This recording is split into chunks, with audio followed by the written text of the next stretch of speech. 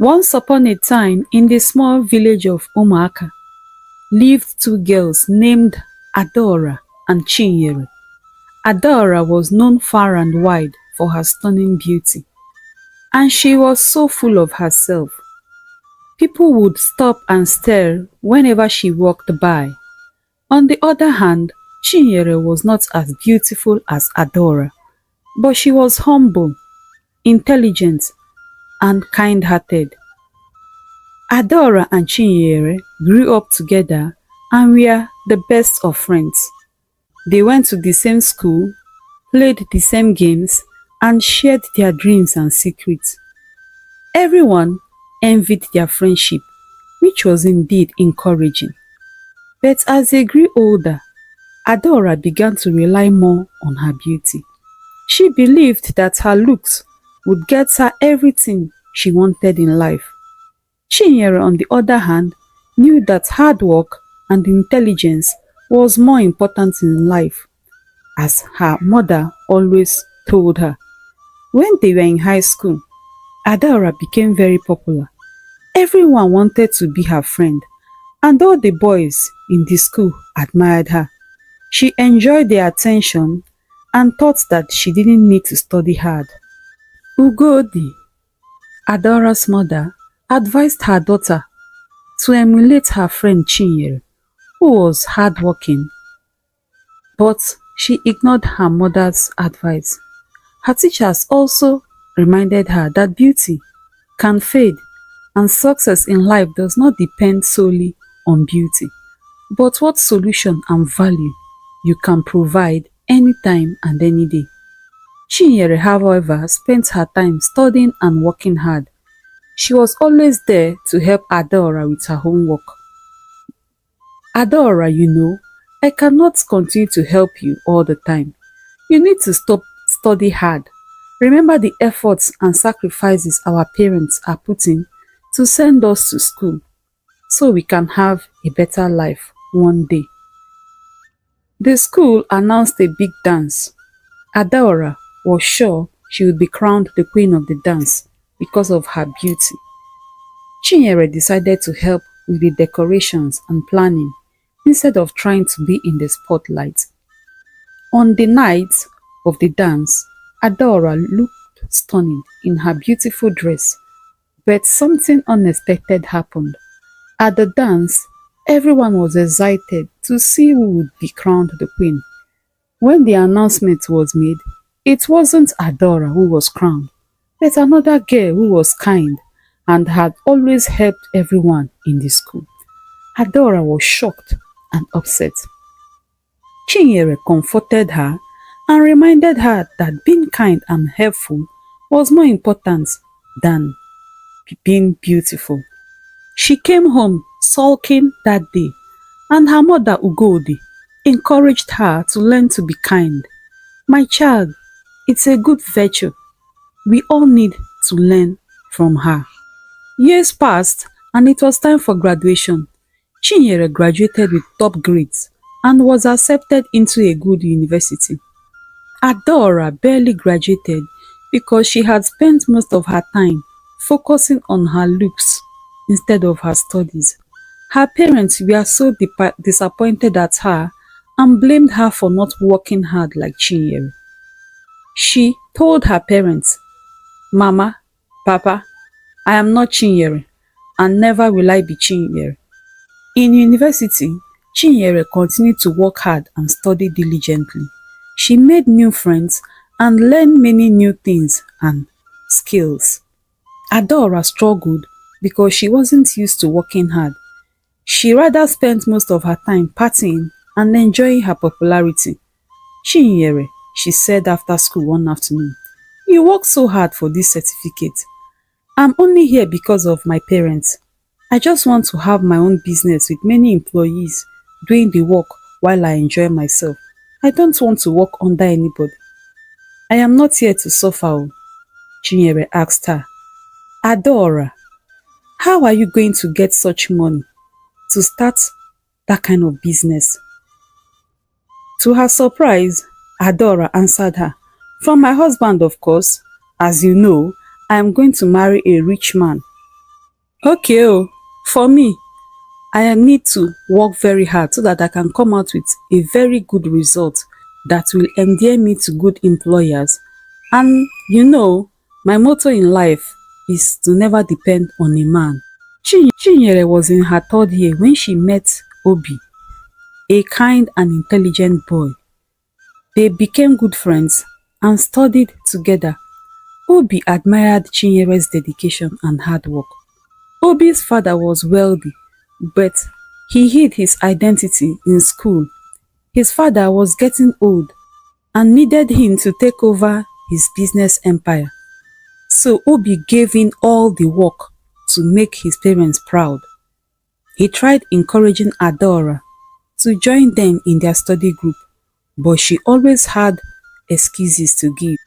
One afternoon during prep, Obi asked Chinyere, "I don't know how you can keep a friend like Adora close to you. She's a bad influence, even though I know you are focused, but she's not encouraging at all." Chinyere said to Obi, "You won't understand. She is the sister which I never had, and I am the sister she never had. We have come a long way. I only pray she comes around before it's too late." So, Adora met many boys who were only interested in her beauty.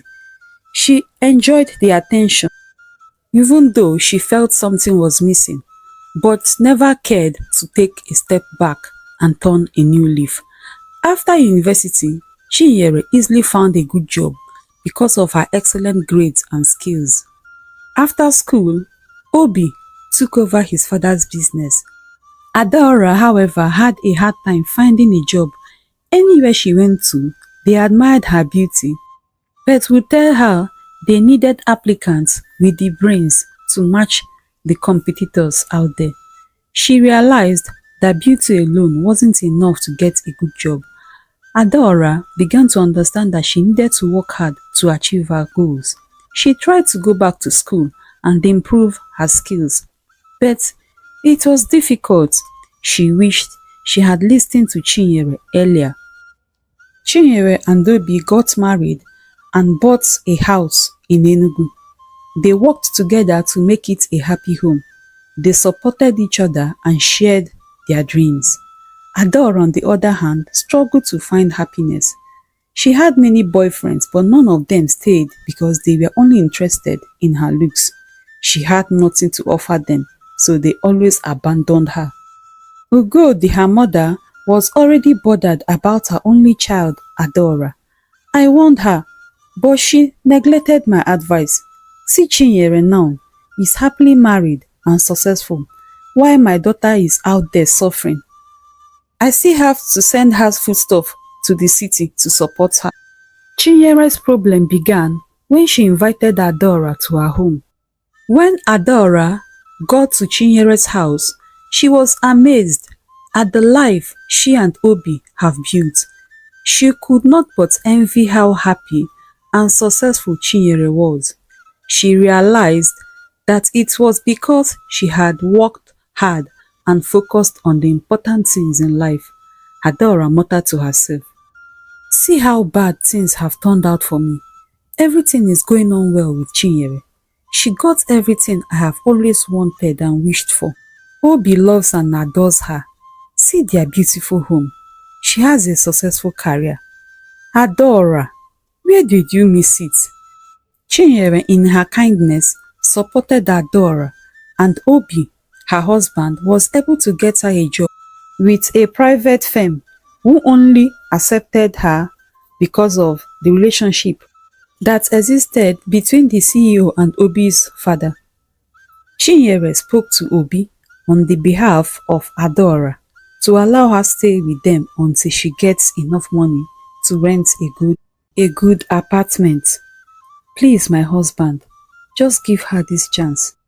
"Chinyere, you know she is bad news. I hope you don't regret this decision. I don't like the feeling I have since she came around." "My husband, you don't have to be negative.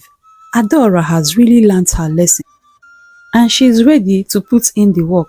Let's give her a chance." Adora was jealous of the love and bond that existed between Obi and Chinyere.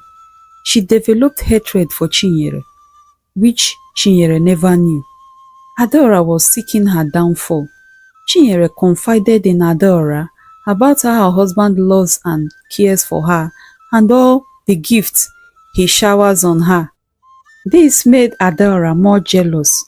Chinyere observed that Adaora had started avoiding her and would keep to herself alone in her room whenever she was around, even during weekends. She tried talking to her, but Adaora told her there was no problem. Chinyere took in few months after Adaora came to stay with them. She hurried to Adaora's room, sharing the good news with her. "This is good news," Adaora said. "So I should be preparing for Mugo now?" "Yes, so my friend, prepare oh." 2 days later, Adaora came and told Chinyere that she had rented a house in the outskirts of the city where she could afford the rentage. "Why are you leaving now that I need you? You know that I'm pregnant and I need your help." "Don't worry. Whenever you need my help, just give me a call and you'll see me here." Few months later, after Adaora had left Chinyere's house, Chinyere had a miscarriage. Obi consoled Chinyere and assured her that God was going to give her another baby. Few months later, Chinyere got pregnant for the second time and she lost the pregnancy. Chinyere either had a miscarriage or any pregnancy that would get to full term, she will always deliver the child dead. Chinyere cried. Obi was also very sad at the turn of events in his home. He questioned God why he would allow his wife to pass through such pain. Chinyere tried calling her friend Adaora, but she gave lots of excuses why she wouldn't be there. So she stopped calling her. "I've told you before that your friend is bad news. She can't even come at this time when you really need her. You just have to be strong, my wife.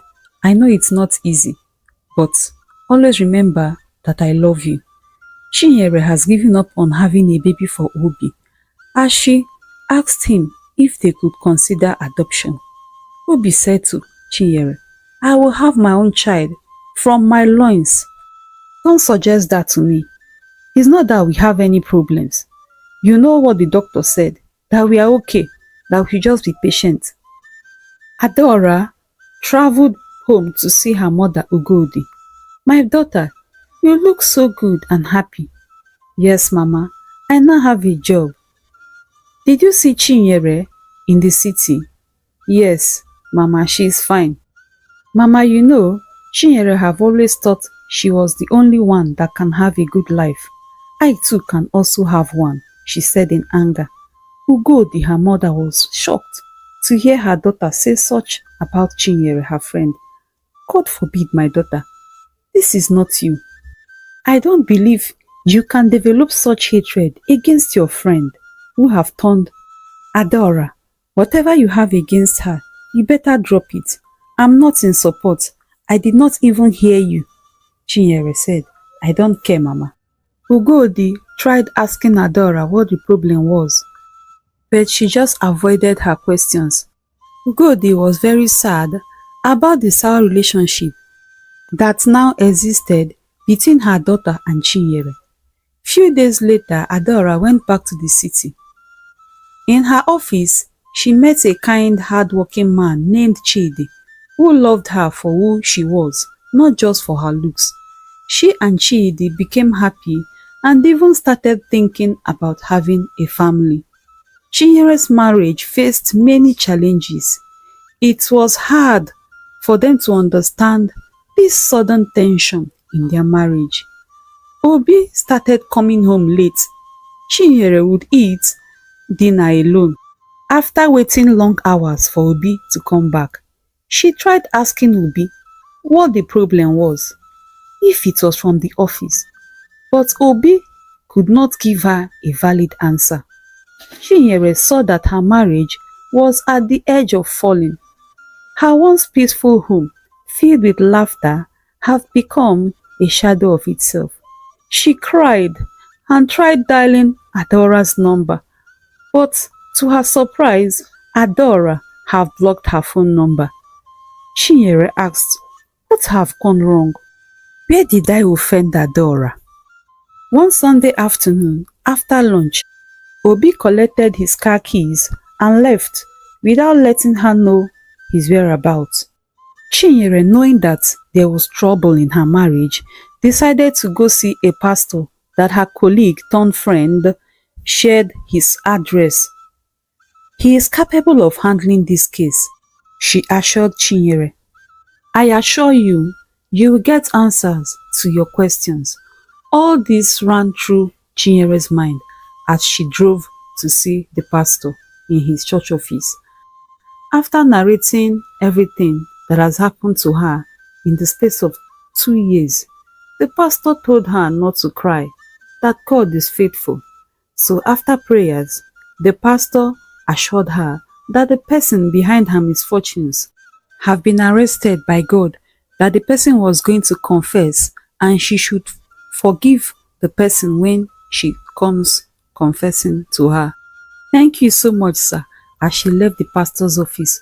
When she got home, she tried to talk to Obi, but she could not summon the courage since he never believed in such things. So that night, Adora prayed for her marriage and also asked God to fight her battle. After 1 week of visiting the pastor, Chinyere observed that her husband have started changing.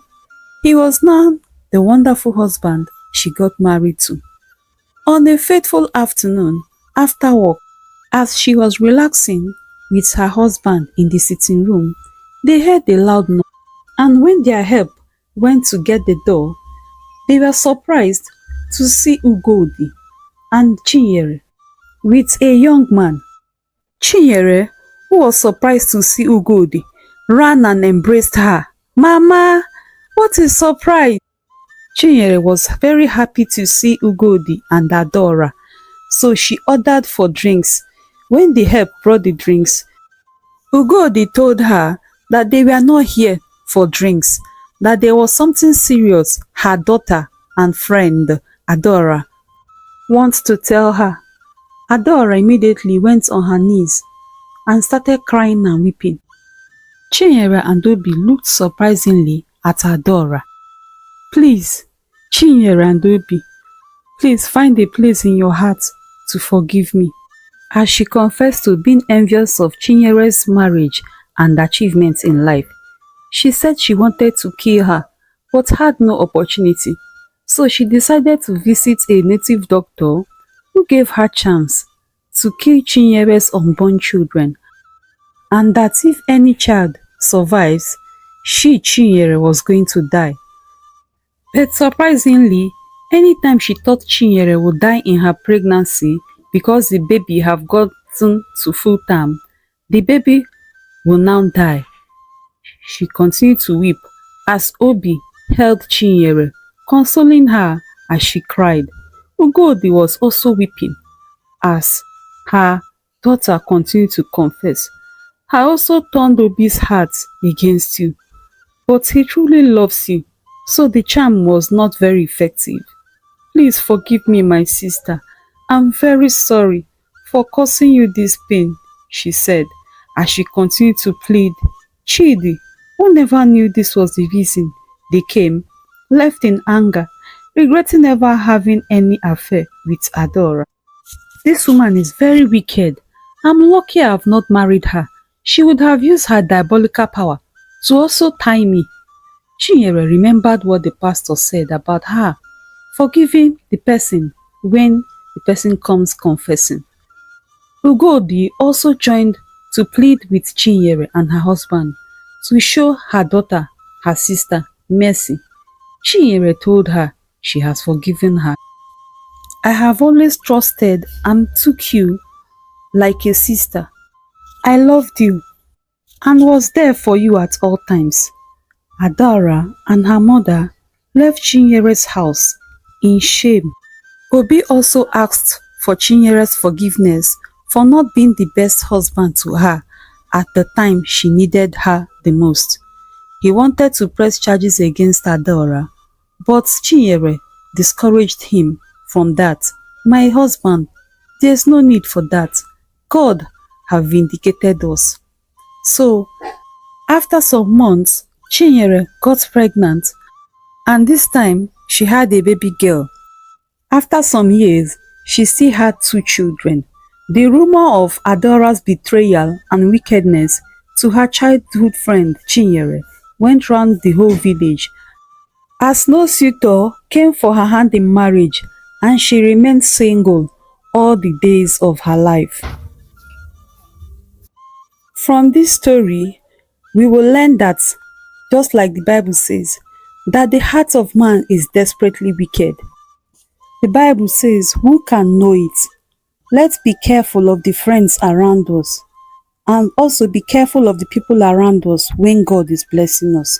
Please, for more stories like this, subscribe, share, and also like.